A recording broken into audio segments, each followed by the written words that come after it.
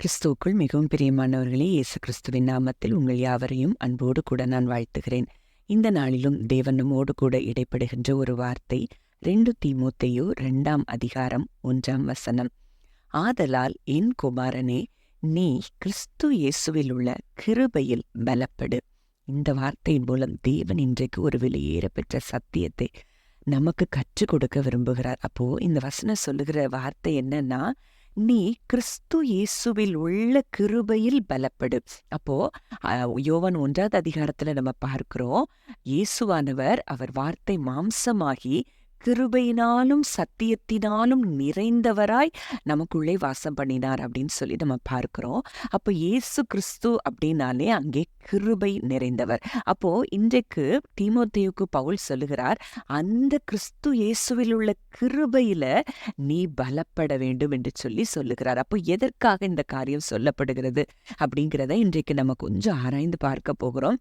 அதே வார்த்தையை நான் பேஷன் டிரான்ஸ்லேஷன்ல வாசிக்கிறேன். Timothy, my dear son, live your life empowered by God's free flowing grace, which is your true strength found in the anointing of Jesus and your union with him. அப்போ இங்கே சொல்லப்பட்டிருக்கிற வார்த்தை, live your life empowered by God's free flowing grace. அப்போ தேவனுடைய அந்த நிரம்பி வழிக அந்த ஃப்ரீயா ஃப்ளோ ஆகிற அந்த கிரேஸ், அந்த கிருபையில நீ என்ன செய், பலப்படுன்னு சொல்லப்பட்டிருக்குது. அப்போ அந்த காட்ஸ் ஃப்ரீ ஃப்ளோயிங் கிரேஸ் அப்படின்னா என்ன அப்படின்னு நம்ம பார்க்கும்போது, அது அவருடைய அன்மெரிட்டட் ஃபேவர், அன்கண்டிஷனல் லவ், அதாவது நிபந்தனையற்ற தேவ அன்பு, தயவு, இதைத்தான் அங்க என்ன சொல்லப்பட்டிருக்கு, காட்ஸ் ஃப்ரீ ஃப்ளோயிங் கிரேஸ். அப்போ அந்த கிருபை உன் தேவன் அப்படியாய் நேசிக்கிறார், அப்படி நிபந்தனை அற்றபடி உன்னை நேசிக்கிறார் அப்படிங்கிறத நீ என்ன செய்யணும், உணர்ந்து கொண்டவனாய் அந்த கிருபையில நீ பலப்பட வேண்டும் என்று சொல்லி அங்கே பவுல் தீமோத்தேயுக்கு சொல்லுகிற காரியத்தை பார்க்கிறோம். அப்போ இந்த அன்மெரிட்டட் ஃபேவர், அன்கண்டிஷனல் லவ் எல்லா மனிதர்களுக்கும் கொடுக்கப்பட்டிருக்கிறது. ஆனா எவனுடைய கண்கள் திறக்கப்பட்டிருக்கிறதோ அவன் அந்த கிருபையை பெற்றுக்கொண்டு இயேசுவை சொந்த இரட்சகராக ஏற்றுக்கொண்டு அது நிமித்தம் கணக்கற்ற ஆசீர்வாதங்களை அப்படிப்பட்ட மனிதர்கள் சுதந்திரித்துக் கொள்கிறார்கள். அப்போ அந்த ஃப்ரீ ஃப்ளோயிங் கிரேஸ், அந்த ஃப்ரீ ஃப்ளோயிங் அப்படின்னா என்ன அப்படின்னா, ஒரு அபண்டன்ட், நம்ம யோவான் 1ஆவது அதிகாரத்துல மறுபடி நம்ம பார்க்கிறோம், அவருடைய பரிபூரணத்தினாலே நாம் எல்லாரும் கிருபையின் மேல் கிருபை பெற்றோம். அப்ப அபண்டன்ட் கிரேஸ் இருக்கு, கண்டினியூஸா அந்த கிரேஸ் நம்ம மேல பொழியப்பட்டு கொண்டே இருக்கிறது.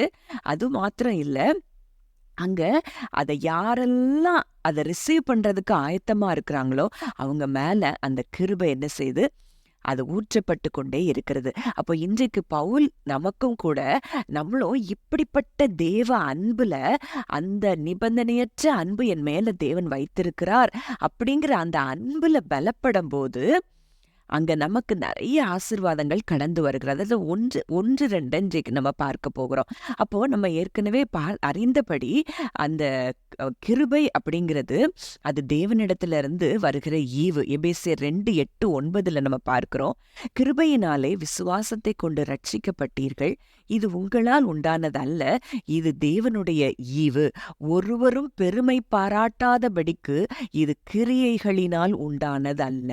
அப்போ இன்னைக்கு ரட்சிப்பே எப்படிதான் வந்திருக்கு, கிருபையினால, விசுவாசத்தின் மூலம். இது ரெண்டுமே கொடுத்தது யாரு தான், தேவன் தான். இது இந்த கிஃப்ட் தேவன்கிட்ட இருந்து தான் நமக்கு கிடைச்சது. இது நம்ம செய்யற நம்மளுடைய ஜெபம், நம்ம நீதிமானா இருக்கிறோம், நான் அதை செஞ்சேன் இதை செஞ்சேன் அப்படின்னு சொல்லி நம்முடைய கிரியைகளினால் யாரும் பெருமை பாராட்டாதபடிக்கு இது நம்முடைய கிரியைகளினால் உண்டாகல, அவருடைய கிருபையினால, அது அவருடைய ஈவுனால, அவருடைய இரக்கத்தினால நம்ம என்ன செஞ்சிருக்கிறோம், இன்னைக்கு ரட்சிக்கப்பட்டு இருக்கிறோம். அப்போ இன்றைக்கு இதை உணர்ந்தவர்களாய் இந்த கிருபையில நம்ம பலப்படும் போது அங்க என்ன நடக்குதான், தீத்து 2ஆவது அதிகாரம் 11-12 நம்ம பார்க்கிறோம், ஏனெனில் எல்லா மனுஷருக்கும் ரட்சிப்பை அளிக்கத்தக்க தேவ கிருபையானது பிரசன்னமாகி நாம் அவபக்தியையும் லௌகிக இச்சைகளையும் வெறுத்து தெளிந்த புத்தியும் நீதியும் தேவ பக்தியும் உள்ளவர்களாய் ஜீவனம் பண்ணி. அப்போ இந்த கிருபை எதுக்கு பிரசன்னமாச்சு அப்படின்னாலே, நம்ம செய்கிற கிரியைகளினால நம்ம நீதிமான்கள் ஆக்கப்படல அப்படிங்கிறத நீங்க இதை கேட்காதவங்க நேற்றைய டிவோஷனை நீங்க கண்டிப்பா கேட்கணும். அப்போ இன்னும் அது ஆழமா விளங்கும். அப்போ இன்றைக்கு அந்த தேவ கிருபை இன்றைக்கு நம்மை பரிசுத்தத்தின் மேல் பரிசுத்தத்திற்கு கொண்டு போகத்தான் அந்த கிருபை கொடுக்கப்பட்டிருக்கிறது. அந்த கிருபையில அதனால என் மகனே தீமோத்தேயுவே நீ பலப்படு அப்படின்னு சொல்லி பவுல் சொல்லுகிறத பார்க்கிறோம். அப்போ இந்த கிருபை கிடைத்திருக்கிறதுனால நமக்கு என்ன ஸ்லாக்கியம் அப்படின்னு சொல்லி பார்த்தோம்னா, எபிரேயர் 4வது அதிகாரம் 16வது வசனத்துல ஒரு காரியம் சொல்லப்பட்டிருக்கிறது. நாம் இரக்கத்தை பெறுவோம், ஏற்ற சமயத்தில் சகாயம் செய்யும் கிருபையை அடைவோம், தைரியமாய் கிருபாசன தண்டையில் சேர கடவோம். அப்போ அந்த கிரேஸ் என்ன செய்யுது? ஒரு போல்ட்னஸ் கொடுக்குது. தேவனுடைய சிங்காசன தண்டைக்கு, கிருபாசன தண்டைக்கு அங்கே போகிறதற்கு எப்பெல்லாம் நமக்கு தேவையோ அப்பெல்லாம் அவருடைய பிரசன்னத்துல போகிறதற்கு அந்த கிருபை நமக்கு என்ன செய்யுது? அது நமக்கு கொடுக்கப்பட்டிருக்கிறது. அப்போ இன்றைக்கு நம்ம பயந்தவர்களா இல்ல, நம்ம அடிமைகளா இல்ல, நான் தேவனுக்கு பிள்ளையாக்கப்பட்டிருக்கிறேன் அப்படின்னு சொல்லி இன்றைக்கு அந்த கிருபையின் மூலம் நம்ம தைரியமா அவர்கிட்ட போய் நின்று பேசலாம். அப்போ இன்றைக்கு இன்னொரு ஒரு பிளெஸிங் அதுல என்ன அப்படின்னு நம்ம பார்க்கும்போது, அங்க கிரேஸ் என்னதை கொடுக்குதா? சந்தோஷத்தையும் ஒரு நிறைவான ஒரு வாழ்க்கையும் நமக்கு கொடுக்குதான். அப்போ அந்த பிலிப்பியர் 4வது அதிகாரம் 7வது வசனத்துல அதை பார்க்கிறோம். அப்பொழுது எல்லா புத்திக்கும் மேலான தேவ சமாதானம் உங்கள் இருதயங்களையும் உங்கள் சிந்தைகளையும் கிறிஸ்து இயேசுவுக்குள்ளாக காத்துக்கொள்ளும். 1 பேதுரு 5:7 நம்ம அதை தான் பார்க்கிறோம். அவர் உங்களை விசாரிக்கிறவர் ஆனபடியால் உங்கள் கவலைகளை எல்லாம் அவர் மேல் வைத்து விடுங்கள். அப்போ இந்த கிருபை நமக்கு எது தருது? நம்ம வாழ்க்கையில சந்தோஷத்தை தருது, ஒரு ஒரு பூரணமான ஒரு சமாதானத்தை தருது. ஏன் அப்படின்னா, என் தேவன் என்னை 24/7 ஒவ்வொரு நொடி பொழுதும் அவர் என்ன செய்றார்? என்னை நேசித்துக் கொண்டே இருக்கிறார், என்னை கேர் பண்ணி கொண்டே இருக்கிறார் அப்படிங்கிற அந்த எண்ணத்தை அந்த கிருபை தருகிறபடியினால இன்றைக்கு நம்ம ஒவ்வொரு நாளும் சந்தோஷமா வாழலாம், சமாதானமா வாழலாம். அவர் கூட எப்பொழுது நம்ம உறவாடி கொண்டு அப்ப அந்த கிருபையின் மூலமாய் அப்படிப்பட்ட ஒரு இன்பமான ஒரு வாழ்க்கையை தேவன் நமக்கு கொடுத்திருக்கிறார் அப்படிங்கிறத இன்றைக்கு அறிந்து கொள்வோமானால் வாழ்க்கையில பல காரியங்கள்ல நீங்க இன்றைக்கு எந்த இடத்துல எல்லாம் தேங்கி நிக்கிறீங்களோ அந்த இடத்துல எல்லாம் தேவன் உங்களுக்கு ஜெயத்தை தருகிறத நீங்க பார்ப்பீங்க. ஜெபிக்கலாம்.